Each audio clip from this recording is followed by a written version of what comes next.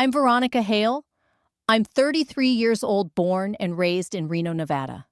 For the last 9 years, I've been stationed across some of the harshest terrains on Earth, most recently in Djibouti. Last Christmas, I flew home on a short leave. I brought with me a small care package I'd assembled during my last rotation. Nothing fancy, just a few things that mattered. They didn't just reject the gift, I can take rejection. What I wasn't ready for was the laughter. The sneer in my mother's voice when she wrinkled her nose and flicked the box away like it was garbage. "What are we supposed to do with this desert junk?" she scoffed. My sister Melanie snorted. "Maybe next time, just send a postcard." Or nothing? It wasn't just the words. It was the silence that followed, the kind that echoes louder than any insult. The message was clear: I didn't fit in. Not with their polished lives, their wine tastings and Pilates routines, their pristine photo walls from Lake Tahoe and Paris. I stood in my duty uniform, desert tan, and worn the same one I'd worn while evacuating a medic under sniper fire. And to them, I looked like the failure, the care package. It had energy chews I'd rationed from my own supply socks I'd bartered for at a tiny outpost near the Ethiopian border, and a hand-knitted scarf I'd asked a local woman to help me make for my nephew Liam. I had lugged it all halfway across the world because I remembered them. But they didn't see care. They saw a box from a daughter who hadn't made six figures, hadn't married, hadn't posed for glossy Christmas cards. I didn't fight. I didn't cry. I picked up the box, tucked it under my arm, and walked out of that house. I didn't even close the door behind me. That night, while they poured Merlot and talked real estate, someone in our operations center approved a safety directive based on a report I'd filed, one that prevented 2 convoys from hitting an IED cluster. That cheap desert junk, it's now part of a new survival kit being rolled out to bases across North Africa. And the woman they called embarrassing the Defense Department now knows my name. So does NATO. I'm sharing this not to brag, but because I know someone out there needs to hear this. If that's you, say hi in the comments or let me know where you're watching from. I love seeing how far our stories reach. Every voice, every follow, it reminds me that truth matters. That we matter. Now let me take you somewhere I'll never forget. Djibouti mornings didn't bloom, they blistered. The sun crept over the horizon like molten steel, and the air shimmered above the tarmac. I was out by the aid tent clipboard, in hand checking inventory trauma kits, MRE's water filters. My boots sank slightly into the scorched ground, sweat clinging to my back. A local medic approached, maybe 19 or 20. He smiled shyly and handed me a soft cloth bundle. I already knew what it was. Inside, wrapped in linen, was a hand-embroidered handkerchief. Pale blue thread formed delicate waves, a design I'd sketched weeks before during a rare, quiet evening. He'd taken it and turned it into something real, beautiful. That tiny square of fabric reminded me humanity exists even here, even now. And no one, not even your own family, gets to tell you what your worth is. Carefully, I took out a small velvet box from my footlocker and tucked the embroidered handkerchief inside next to a brass service insignia. Etched with my mother's name, Diana. I added a folded letter written in the same blocky script I'd used in after-action reports for years, only this time the words were softer, more personal. It was a birthday gift. My mother was turning 60, and even though I couldn't be there in person, I wanted her to feel seen. A simple gesture, maybe, but it meant something to me. Only I hadn't expected what happened next. Just before sundown, my commanding officer pulled me aside. "Lieutenant Hale, emergency leave. 5 days. Pack your gear. No warning, no delay. Just a green light and an outbound flight." It felt like fate, like the universe was handing me a window. A C-17 lifted off from Djibouti that night, heading west. I sat with the box clutched in both hands the entire flight back to Nevada, imagining my mom tearing up when she saw the handkerchief. I pictured my older sister Melanie rolling her eyes but smiling. Maybe even Dad, nodding quietly the way he did when he was proud, but didn't want to say it aloud. But when we touched down at Reno Tahoe International, no one was there. Not a wave, not a hug, just a single text from Mom Keys under the mat. "Come straight home. 12 years of service. 2 deployments, and I came home to a welcome mat in silence. I stood outside baggage claim for a long while, phone in hand, pretending to scroll. In truth, I was just trying to hold myself together. When I stepped inside the house, it still smelled like lemon cleaner and Mom's old vanilla candles. The walls were the same pale green. The pictures smiling holidays, Melanie's white coat ceremony still hung like trophies. But the warmth gone. At dinner, everything looked the same. But the air felt sharp. Melanie still wore her hospital badge hair tucked neatly behind her ears, voice clipped and confident. Dad sat stiffly, scrolling his phone between bites. I placed the velvet box beside Mom's plate, hopeful. She barely glanced at it. Melanie snatched it. First, popped it open and scoffed. Seriously, junk from deployment, Jess. It's Mom's birthday, not Veterans Day. She tossed the box to the floor like it was something diseased. I blinked. Mom sighed. Is that really all, Jessica? Dad didn't look up. You've had years. Could have done something more meaningful. Like Mel did. Army's not a place for a woman to build a life. 12 years of service. 12! I'd carried wounded soldiers through gunfire. I'd written condolence letters to parents who'd never see their kids again. And this was the homecoming, no anger. Just emptiness. I stood, quietly. Picked up the box, now scuffed the handkerchief marked with a faint boot print. I placed it back in my pocket. I won't bother you again, I whispered. No one stopped me, not even Mom. The front door clicked behind me like the final note in a requiem. The desert night was cool, but my cheeks burned with shame. By midnight, I was back in uniform boarding another military transport. And as the plane climbed above the city lights of Reno, I watched them blur into a smear of nothing, just like the love I thought I had. And I whispered to myself, maybe the battlefield was gentler than whatever this was supposed to be. Returning to northern Idaho felt like exile wrapped in military green. The transit post they sent me to wasn't even a real base, just a scattering of steel buildings tossed across a frozen clearing near the Canadian border. The wind howled through skeletal trees, and even the ravens kept their distance.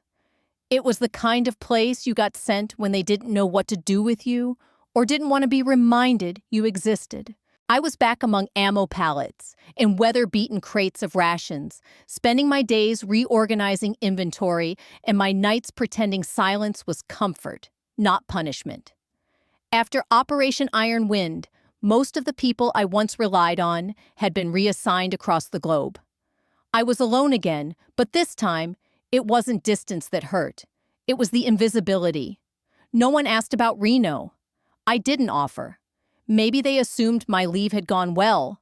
Maybe they just didn't care. Fine by me. I found purpose in the predictable. Each morning, I ran until my calves screamed. Each night, I cataloged until my fingers stiffened. Pain was honest. Paperwork never flinched. At least documents didn't throw your heart to the floor and call it junk. Then came the envelope. My CO handed it to me in the dark without sitting. No explanation, no small talk. Just a stiff nod and the cold slap of sealed orders. The heading read, Operation Iron Veil. Effective immediately. The orders were clear. I was to report as a civilian evacuation logistics advisor to a classified unit operating in the Eastern Corridor. No brief, no background, just coordinates, departure window, and clearance level. I stared at those papers for hours that night. The barracks heater buzzed weakly beside me, unable to chase the frost from the corners of the room or from the edge of my mind. I hadn't heard of Iron Veil, but something about it scratched at a locked door in my memory like a forgotten dream trying to come back wearing someone else's voice. 2 days later, I arrived. The air at the staging site was different. Dense. Like everyone knew something they weren't allowed to say. I expected cold stares, unfamiliar ranks, a sea of hardened strangers. But instead, I walked into the pre-op briefing room and saw him. Ethan Monroe. He stood at the far end of the table, arms folded, a digital map glowing behind him. His eyes flicked up for a second, but didn't linger. My cousin. Not close, but once important. When I was a rookie cadet, Ethan was the only one who wrote me letters. Clumsy formal, full of awkward jokes about chow lines and how he couldn't imagine me in camo. But they meant something. He meant something. Until he stopped writing. Now, a decade later, he was here. Older, sharper, wearing a regulation gray Homeland Security blazer instead of a uniform. His hair was shorter, his jaw tighter. And between us, there was silence thick enough to hold weight. He was a civilian logistics analyst, contracted under Homeland's Special Task Force. And I was a ghost from his past, walking back into a mission neither of us understood yet. Something told me Iron Veil wasn't just another operation. And Ethan Monroe wasn't just another analyst. He was a door I wasn't sure I wanted to open, but I was already inside the room. The meeting was vague, strategic phrases like evacuation corridor, stabilization threat, mitigation zones, and unacknowledged civilian clusters. It had the language of humanitarian relief, but something colder lurked beneath. It didn't feel like aid. It felt like containment. Afterward, I caught Ethan in the corridor, wedged between humming servers and crates marked Restricted Class C4. He didn't greet me, didn't smile. He leaned in and whispered, "Veronica, this isn't what you think. There are layers. Your family's more tangled in this than you know." I froze. The hallway suddenly felt like a cliff edge. My heart dulled by detachment, and weeks of repetition began to pound again, but this time with dread. Ethan turned and disappeared before I could respond, his footsteps swallowed by static and silence. I stood there, my boots stuck to the linoleum lungs, barely expanding.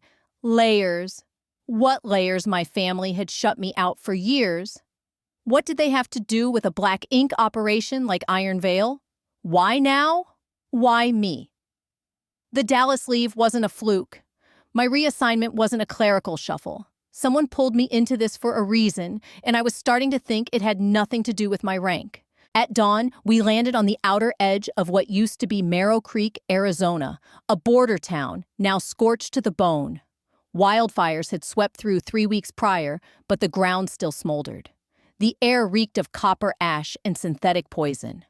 The chemical waste facility, 2 miles east, had ruptured during the blaze. Toxins leached into the soil, spilled into water tables, and settled in the lungs of those too slow or too poor to escape. That's when I understood this wasn't just a mission. It was triage. Operation Iron Veil wasn't about threat neutralization. It was about salvaging what the government quietly abandoned. Civilians, mostly undocumented laborers, displaced veterans, and generationally forgotten elders were trapped in the toxic zone. They wore masks made from torn shirts, hands red from scrubbing chemical soot from children's skin. And I was supposed to lead the corridor evacuation. My orders were simple. Establish the route, secure the civilians, move them no matter the cost. I stopped counting the dead after day 2. But I never stopped counting the ones I saved. There was a young mother whose arms trembled as she clutched her infant, the baby's face bandaged and blistered. There were men missing legs, crawling door to door for neighbors before thinking of themselves. And there were elders who gripped my sleeve like it was the only rope out of hell. Each step I took through that smoke-choked town reminded me why I wore the uniform. Not for medals, not for the family that treated me like an inconvenience in boots, but for them, the ones no one else would fight for. Still, one moment etched itself into my memory deeper than the rest. A girl no more than 7 was pinned inside a half-collapsed trailer. I heard her cries beneath splintered beams and frayed wires. The structure groaned above her, threatening to bury what was left. I didn't hesitate. I dropped my gear and crawled in, smoke searing my eyes. The metal was hot enough to blister. The air was thick enough to choke. But her voice, that tiny shaking voice, cut through everything. And I knew if I left her there, I'd never forgive myself. Because this, not a birthday dinner, not a designer gift, not my sister's career, this was what mattered. And for the first time in a long time, I knew who I was. I threw off my gear, crawled through the twisted debris, and found her trapped beneath half a cabinet and a rusted support beam. I pulled her free, hoisted her tiny body onto my back, and ran. Flames snapped at our heels like wolves closing in. I didn't stop. The last thing I remember was breaking through the smoke wall into open space, lungs burning. Vision spotted the girl clinging to my neck and whispering, "Don't let go." I didn't know we were being watched. A drone had picked it all up from the moment I dove into the collapsing trailer to the second we collapsed next to the last transport truck. I lay on the ground, coughing ash, holding that girl's hand as medics rushed in. The footage leaked within days. By the time we got back to base in northern Arizona, it had already gone viral. News anchors called me Captain Phoenix, the soldier who rose from fire to save a child. The name made my skin itch. People love stories like that. Noble warrior, rebirth, heroism. They wanted a clean ending, but they didn't see the tremor in my hands when I tried to sleep. They didn't feel the ache in my ribs or the raw burn in my lungs. They didn't know that for one split second in that trailer, I almost turned back because part of me was still lying in my parents' dining room, crushed under a velvet box and a lifetime of silence. A week later, I stood at the Pentagon, dressed in my formal blues, a silver medal pinned above my heart. Cameras clicked. Applause rolled through the chamber like thunder. They announced my name with reverence, Captain Veronica Hale. But the loudest sound was the silence in the front row. There they were, my parents, and Melanie, seated in the place of honor like they'd always been proud. Mom wore her pearl necklace, the one she only pulled out for Easter and funerals. Dad adjusted his tie like the applause belonged to him. Melanie dabbed at her eyes with a tissue mascara neatly smudged for sympathy. I didn't look at them. Not really. I focused just over their heads, past the flags, past the brass. Their faces felt like masks worn too late to a funeral. And still, the cameras loved it. Then as I walked off stage, Melanie stepped forward and grabbed me. She hugged me. Really hugged me. Something she hadn't done since we were teenagers. Her shoulders shook as she whispered into my ear, voice cracking. "I know about the base, Veronica. About the files." I stiffened. She pulled back, face pale. "I didn't tell anyone. But Ethan, he's not who you think. He's not who any of us thought." Her voice curled in my ears like cold steel. I wanted to brush it off, chalk it up to nerves, to guilt, to emotion, stirred by applause and smoke. But something in her tone didn't just tremble, it cracked. There was fear there, real fear. I stepped back and looked her in the eyes. Behind the guilt was truth, raw and waiting. And in that moment, I understood. This wasn't over. Whatever Operation Iron Veil really was, whatever story they pinned to my chest that day, it was just the beginning. Because the battlefield had changed. It wasn't about fire or shrapnel anymore. It was about secrets. And one had just slipped through the cracks. After the ceremony, they assigned me a temporary room at Fort Belvoir, a quiet corner of the Virginia base designated for R&R. It was clinical efficient, nothing more than a bed, a humming ceiling light, and the constant scent of industrial disinfectant. Rest was the official order, but no one actually expected me to rest. Between classified debriefings, PR coordination calls, and a whirlwind of media requests, I was less of a person and more of a product. A symbol, proof that the war machine could still produce heroes for headlines. They scheduled me for a live national broadcast. Under blazing studio lights, I sat stiffly in full-dress blues. Medals gleamed beneath every camera angle. The host beamed at me like we were old friends. "Captain Hale," she said smoothly, "you've inspired the nation. Is there anything you'd like to say to your family? They were at your ceremony after all." I stared at the lens and measured my breath. Family. I said, the corners of my mouth tight, is a concept I'm still learning to define. Laughter followed. They thought it was dry humor. It wasn't. The next day, my mother showed up at Fort Belvoir. Unannounced, she walked into my assigned quarters like she owned the place. Heels clicking across the sterile tile, perfume trailing behind her. Something flowery I hadn't smelled since I was 17. In her arms was a woven basket neatly packed with apples, crackers, and overpriced Swiss chocolate. It looked like a scene out of a feel-good movie. She didn't ask if I wanted to see her. Didn't knock. Just smiled that rehearsed smile and said, "Your father's at a fundraiser."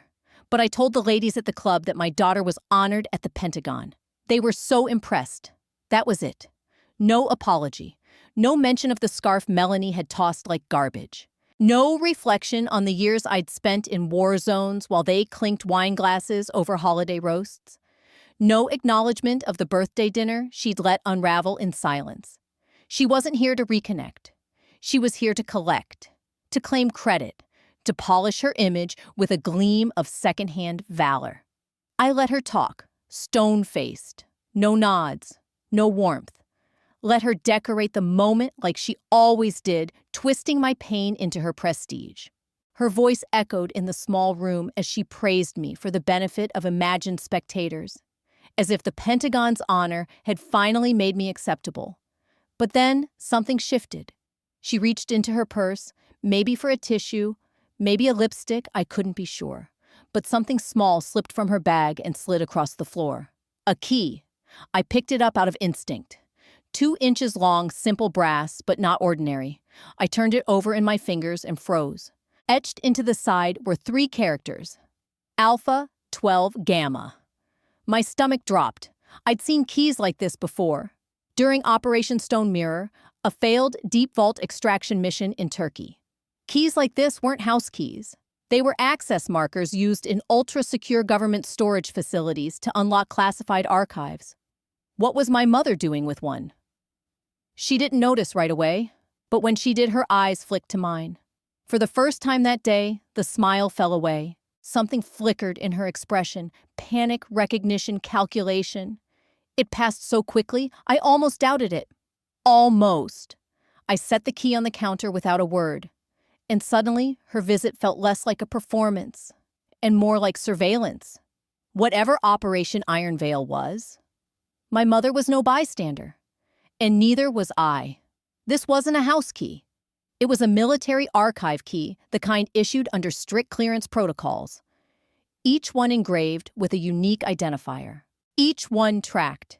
You didn't find these in junk drawers or souvenir baskets. I held it between 2 fingers like it might burn me. "Where did you get this?" I asked, my voice level, but low. She froze. Just for a second, a flicker, the kind of pause that lives between panic and performance. Then she laughed tight too loud. "Oh, that one of your uncles used to work procurement years ago. Probably just a leftover. A souvenir, maybe." Her hand darted out and snatched the key from mine too quickly, too deliberately. I didn't press. Not yet. But my pulse thudded like a silent siren. My instincts screamed louder than any briefing I'd ever sat through. What was my mother doing with an Alpha 12 Gamma access key? Why had she waited until now, after the ceremony, after the media attention to show up? What exactly was she hiding behind her curated grace and hollow compliments? When she finally left, she hugged me too long, too tight, like she was trying to claim something, trying to brand her presence onto my uniform. I didn't hug back. As the door clicked shut, I stood there in the static silence, staring at the counter. The fruit basket remained, but all I could see was the outline where the key had lain. She brought me chocolates and praise, but she also brought a mystery I couldn't afford to ignore, and I had a feeling the answer was going to be more dangerous than any battlefield I'd crossed. The next morning, Ethan showed up unannounced, holding a brown paper bag and a crooked grin, same as always. He used to flash that grin every time he stole cookies before dinner when we were kids. "Thought you could use something sweet," he said, pulling out a cinnamon twist and handing it to me like we were still just cousins, not 2 people orbiting classified chaos. I took it wary. He brushed pastry crumbs off his sleeve and added, casual as ever, "There's a family dinner tonight. Your parents want to reconnect." He looked at me like it was a simple invitation, like it wasn't wrapped in barbed wire. I hesitated. Every instinct told me no, but I needed answers about the key, about Ethan, about what my mother had silently slipped into my life without permission. So I nodded just once. Guarded. "Sure," I said. "Let's reconnect." The house in Dallas hadn't changed. The lawn was still immaculately trimmed. The gate still creaked the same way it did when I was 10.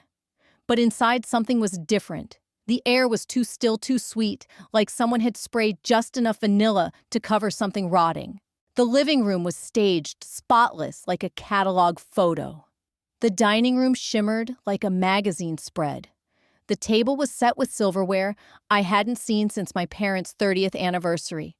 The food perfectly plated, not Mom's usual bland meatloaf or underbaked rolls. This time, the seasoning was flawless, as if someone else had cooked. Melanie sat in a new dress posture, poised, lipstick immaculate. She smiled at me like nothing had ever gone wrong. Dad launched into conversation, immediately dropping names from Washington, boasting about calls from important friends who'd seen the footage.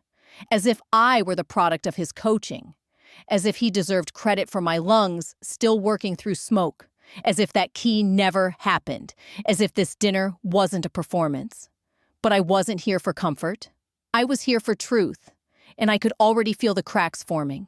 If you've ever uncovered a truth your family tried to bury, don't scroll just yet. Tap subscribe so you don't miss what happens when I finally learn what that key was really guarding. They smiled through dinner like a well-rehearsed press release. How proud they were. How deeply they cared. But I knew better. They weren't trying to mend the past, they were building a narrative. Look at us. Their eyes beamed. Look what a patriotic family we are, with a daughter who came back a hero. I felt like a stranger in a museum built from fragments of my own childhood. Familiar furniture, polished silver, a stage set for redemption no one asked for.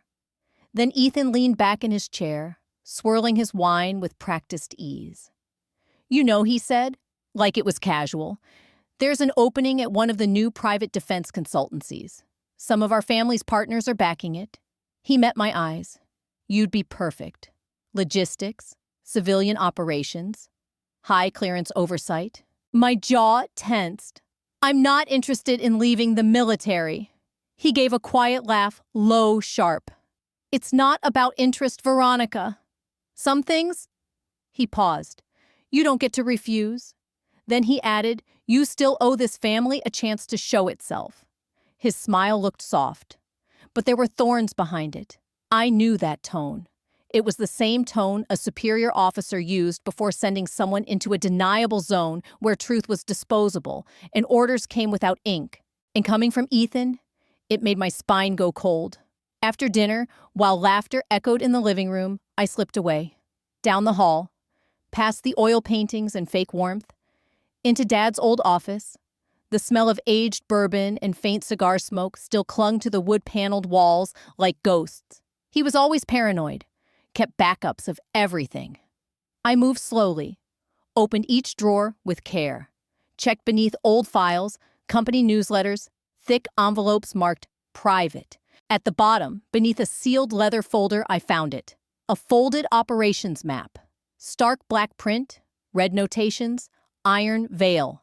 It wasn't generic briefing material. This was the real thing. Unit placements, tactical overlays, civilian movement paths, and then I saw it handwritten notes in cursive I knew all too well. My mother's. Next to each town name check marks. Some had red underlines. Beside them, small annotations. I turned to a second sheet clipped to the back. A civilian designation list. Dozens of names and ID codes, numbers scrawled beside them. Above it all, a chilling header. Recommended exclusions. Class C civilians. My breath caught in my throat. A margin note in the same delicate script. Limit exposure risk. Public panic must be avoided at all costs. She knew. She knew about the chemical leak, about the risks, about the people. And someone, maybe both my parents, had helped decide who not to save. I stumbled back from the desk like it had struck me. My legs hit the corner of the credenza. The room spun. How deep did this run? Who else in my family had blood on their hands while smiling through press events and brunch invitations? Then my phone buzzed. Unknown number. One message. If you keep digging, forget about rejoining the military. HVI 72. B. I stared at the screen. HVI. High value individual. That wasn't just a threat. That was a classification. I wasn't just being watched. I'd been flagged. And now they knew I knew. They had marked me. The very system I'd sworn to defend, trained under, bled for, had flipped the script. I was no longer Captain Veronica Hale, soldier of duty and protocol. I was now HVI 72B, a surveillance target. A coded warning not from enemies abroad, but from within. A flag pinned to my name by people who once toasted my courage. The message hadn't fully settled in when I started throwing gear into a duffel. I needed space, quiet, somewhere away from Fort Belvoir's watching eyes and Washington's manufactured smiles. I returned to northern Idaho, back to the remote post where cold winds screamed through pine and frost, cracked beneath every step.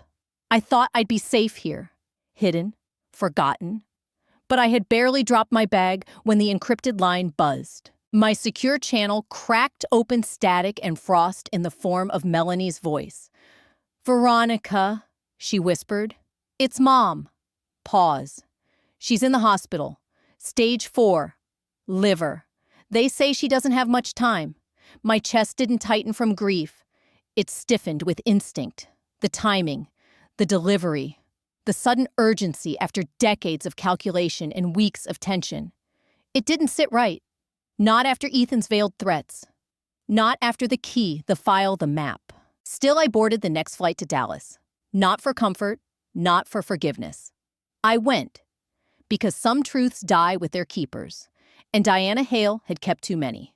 The hospital was dim, private, a long hallway muffled in antiseptic hush. Her room was tucked at the end, like a secret just like her life. I stepped in. Machines beeped like ticking time. She looked pale, waxy, drained. A woman who once commanded every room she entered now struggled to lift her eyelids. But when she saw me, my eyes twitched, with something between regret and relief. We didn't talk. Not really. What could be said between a mother who chose image over daughter and the soldier she tried to rewrite? Then Melanie left to get coffee, and Diana moved. Her hand trembled as she pointed toward the nightstand. I opened the drawer, inside a crumpled slip of paper. 6 numbers, and beneath them, old study, bottom cabinet. She tugged my sleeve, pulled me closer. Her voice was a whisper, soaked in years of silence. "Don't trust Ethan," she rasped. "He owes me the truth." It was the last thing she said. That night, I returned to the house. The study hadn't changed. Dust coated the desk, the same shelves lined with leather-bound books no one ever opened. I moved to the cabinet bottom drawer. I felt along the edge and found the panel. I entered the 6-digit code. Click. The hidden compartment released with a mechanical sigh. Inside a small hard drive, wrapped in black cloth, and a leather-bound notebook, frayed along the edges, the kind you only find in old war rooms or intelligence lockers. I opened it. My breath stalled. Inside were letters, handwritten and printed emails between my mother and someone I hadn't heard mentioned in years. But his name jumped off the page like a landmine I hadn't seen coming. General Randall Pike, the same man who'd commanded covert chemical containment efforts in Turkey, North Africa, and Marrow Creek. This wasn't just family legacy. This was government-sanctioned exclusion. And my mother, she wasn't a passive bystander. She was deeply involved, and Ethan, he wasn't working alone. Marshall Grady. That name alone stopped my breath, but it was the title beneath it that made my hands go cold. CEO Sentinel Dynamics. The same private defense consultancy Ethan had tried to recruit me into. The one funded by family partners, the one Ethan now worked for. The documents inside the notebook weren't just relics. They were active intel detailing covert campaign operations, internal memos, and sanitized press responses. Damage control blueprints, not just Operation Iron Veil, but other missions, each buried under patriotic headlines and public silence. All designed to protect something or someone.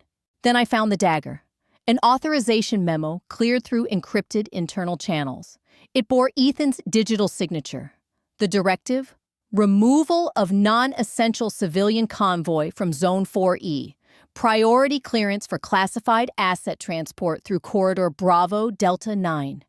I reread the coordinates twice. Bravo Delta 9. It was the exact route where I'd carried that little girl out of the fire in Merrow Creek. The girl everyone called me a hero for saving, but by this document she was never supposed to survive. Ethan had signed an order that would have let her burn alive. For asset transport. For some undisclosed cargo. I hadn't just saved her. I had defied an order. My cousin's order.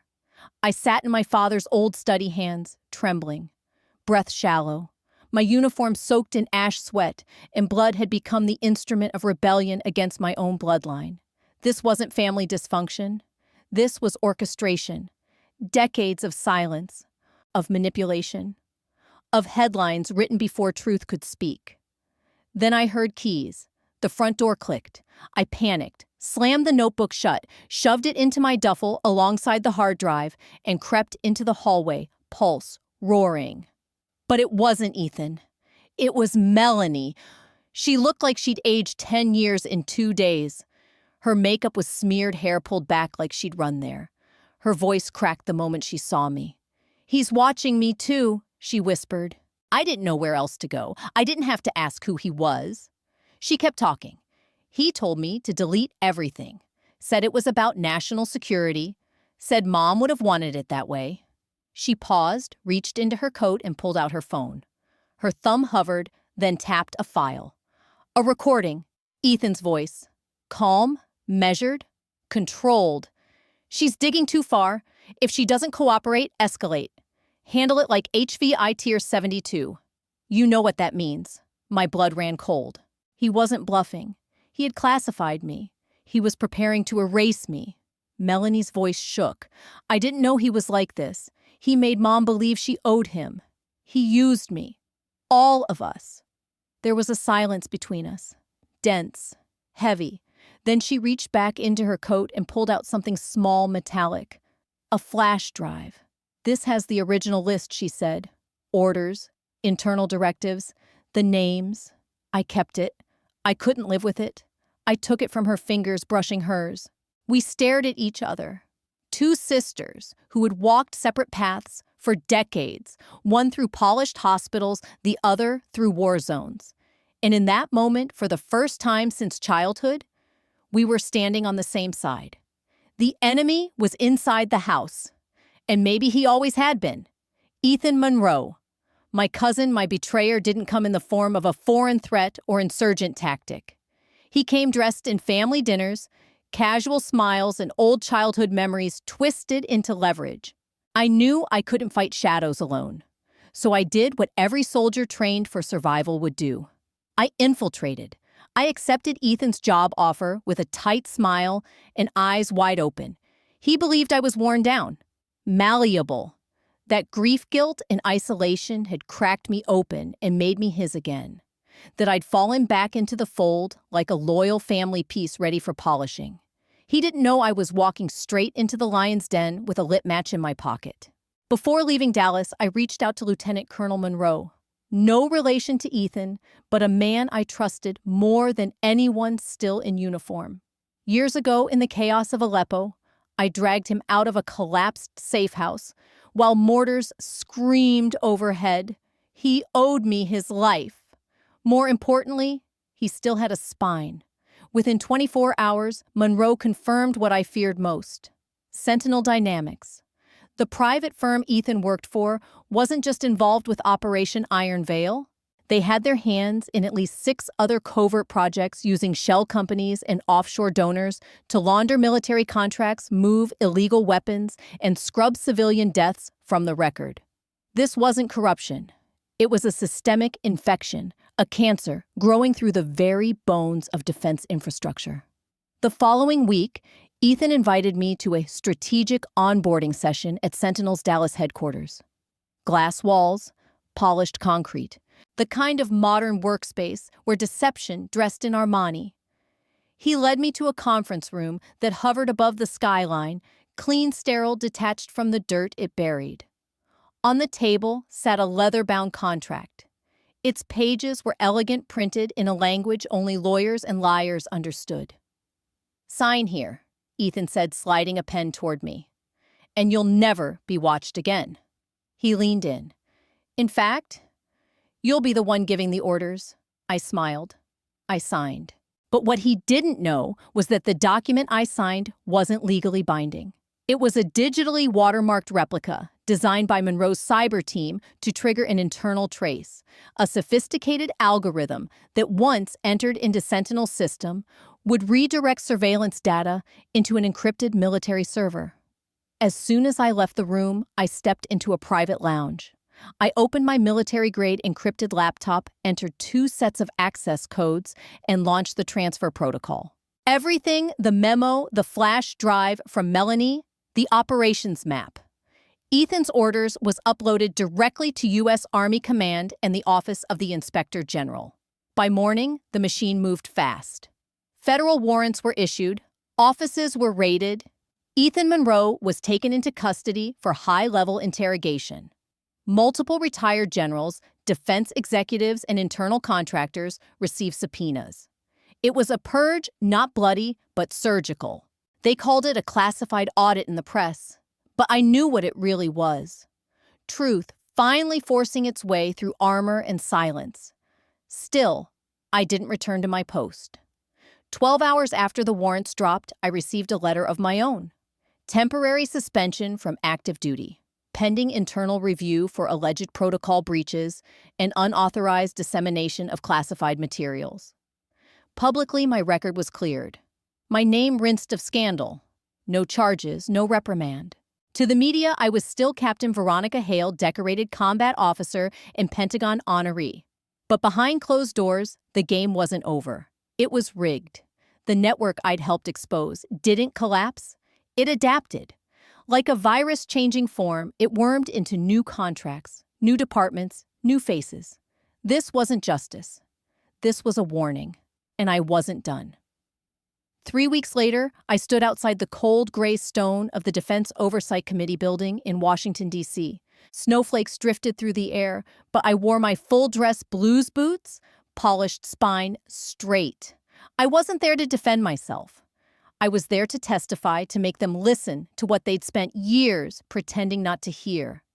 Inside the chamber was sealed from the press. But outside I saw the crowd. Veterans, civilians, journalists. Dozens of them stood behind metal barricades holding handmade signs. "We stand with Captain Hale." Their support tightened something in my throat. Not fear, resolve. Across the aisle sat Ethan Monroe, flanked by attorneys in tailored suits, eyes sharp with smug confidence. But under it all, I saw it, that twitch in his jaw. That flicker of unease. They called me forward. I walked into the chamber, saluted, and began. I told them about Iron Veil, about the child in the burning trailer, about the classified order signed to erase her. I spoke of the civilian exclusion list, the chemical leaks, and the documents I found buried beneath my father's old flag. They asked why I hadn't just stayed quiet, played the game, climbed the ladder. I didn't hesitate, because I didn't join the military to profit off blood, I said. The room fell silent, but then the twist. Ethan's lead attorney stood. He inserted a flash drive and cued the playback. The chamber's speakers filled with the voice of Lieutenant Colonel Monroe, my ally. "We can manage this? Quietly, Ethan. Your people get immunity. My team gets a seat at the table. Mutually beneficial." The betrayal hit like a gut punch. The room shifted. Everything I'd sent, the encrypted file, the traced documents, now looked like a setup. A negotiation behind my back. And then from the gallery, a voice rang out. "I need to speak." Heads turned. Melanie stepped forward, no longer in designer clothes or polished heels. Today, she wore her old medical field jacket, faded from the days she served as a military physician, embedded in disaster zones. The chair hesitated, then nodded. Melanie walked forward with a sealed folder in her hands. She placed it firmly on the desk. "These," she said, voice steady, "are the original records. Unredacted." She opened the folder. Payment trails, altered medical logs, civilian casualty orders. She held up a page. "This," she said, pointing to a printed screenshot, "matches exactly the orders Veronica found. The ones Ethan signed." She turned to the panel. And I can confirm these were hidden within the Sentinel Dynamics medical supply network, not by accident, but by design. I stared at her.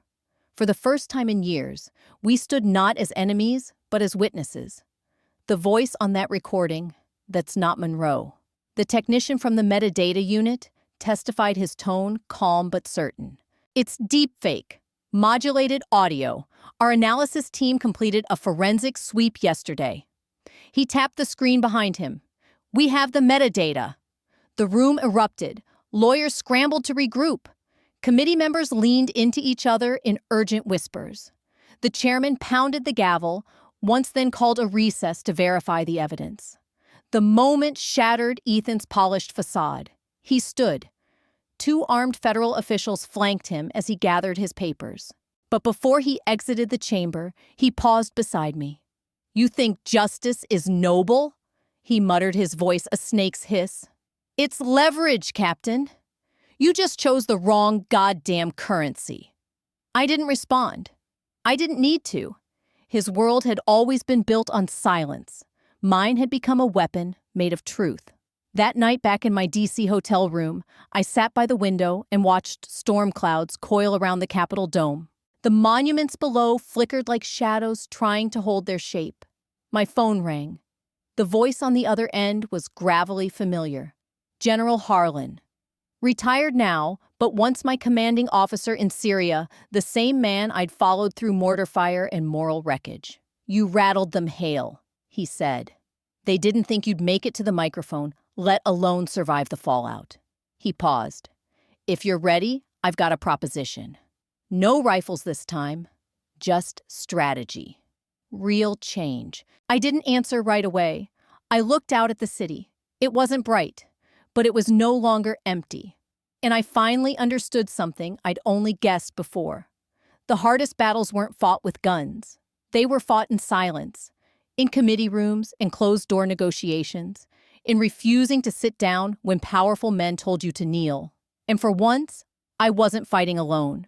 2 weeks after the hearing, I got the kind of call that doesn't come through official channels. Not from a judge, not from a commanding officer. This was from a special commission working under the Inspector General's office, partnered quietly with Army CID. I was instructed to report to a restricted site outside Quantico. No uniforms, no insignia, just a name and an address. One way in. When I arrived, I was led into a windowless conference room, bare walls, no clocks. 4 people sat on the other side of the table. A senior military intelligence officer, a federal prosecutor, an FBI agent from the Defense Contract Fraud Division, and Colonel Monroe. I stiffened. He didn't flinch. I betrayed your trust, he said before anyone else spoke. But not my principles. Then he pulled a flash drive from his pocket, plugged it in, and stepped back. What played next wasn't the doctored recording from the hearing. It was the original. Uncut. Unedited. His voice. Tense. Controlled. Discussing a covert operation to monitor Sentinel Dynamics, not cut deals. Not secure immunity. He hadn't turned on me. He had gone deeper than I ever knew, risking his own clearance, his career, his name to protect the integrity of what we were exposing. When the audio stopped, he looked at me. You were the reason I stayed in, he said, his voice low. Because if they could silence you, they could silence all of us. Then the FBI agent leaned forward. They'd been tracking the financial web around Ethan's organization for nearly 4 years. Shell companies, offshore accounts, phantom contracts hidden beneath layers of misdirection. The FBI had uncovered most of it. But what they didn't have was the one thing that could bring it all crashing down: a trusted insider who could go on record under oath and name the names with first-hand clarity. That was me. My testimony and the wave it sent through Washington had sparked something dangerous and necessary. Whistleblowers started stepping out of the dark. Leaked documents surfaced. Quiet agents who had once feared reprisal began forwarding files. Entire programs were unraveling. But there was a catch. The federal prosecutor across the table leaned in, her expression unreadable. The hard drive from your mother's safe. It's inadmissible, she said. collected without chain of custody protocol. We can't use it in court. She paused. But you can. We need you to testify again. This time, not in a sealed room. She didn't need to finish the sentence. This time, it would be in front of Congress. On the record. On national television. I sat in silence. The weight in that room pressed in from every angle. I could walk away, fade into the corners of the world, disappear, or I could do what every part of me was trained to do, stand. That night, I didn't sleep.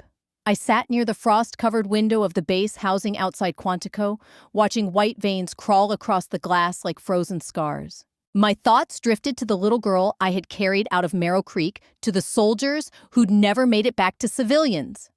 Crossed off a list by pen strokes they'd never see coming. By dawn, I picked up the phone.